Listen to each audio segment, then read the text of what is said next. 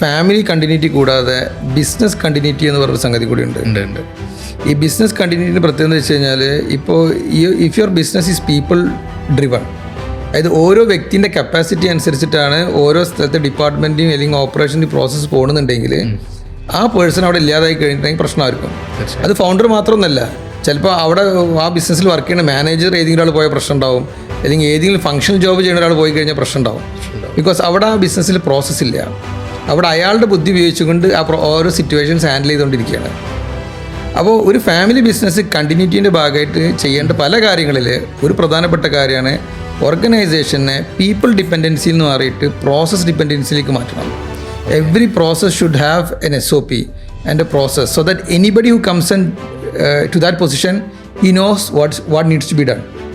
അപ്പോൾ ഇങ്ങനത്തെ ഒരു ഓർഗനൈസേഷനൊക്കെയാണ് ശരിക്കും പറഞ്ഞാൽ ഒരു സക്സസർ നമ്മൾ കൊണ്ടുവരേണ്ടത്. തീർച്ചയായിട്ടും. കാരണം അങ്ങനെ വരുമ്പോൾ അയാളുടെ അടുത്തുനിന്ന് ഈ മാനേജേഴ്സിൻ്റെ ഡിപ്പെൻഡൻസ് കുറയും.